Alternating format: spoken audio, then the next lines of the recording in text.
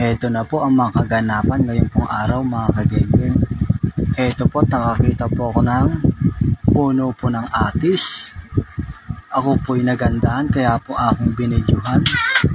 Ayan po, at nakita ko po at napakarami po niyang bunga. Ayan po. Ayan po.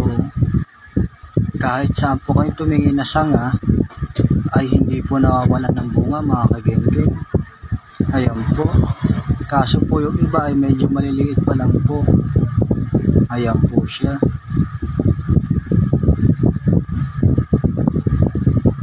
Yan nga po pala yung atis nila ay wala pong may-ari. Kumbaga po ay tumubo lang po dito sa open space. Dito po sa bakanting lote. Ayan po. Ayan po siya. Iba po ay yung bunga ay nabulok na po dahil po ay walang nakakita na may hinog na ho pala mga kagengeng. Ayan po siya. Ayan po. Iba po ay malalaki na. Ayan po, makikita nyo naman po.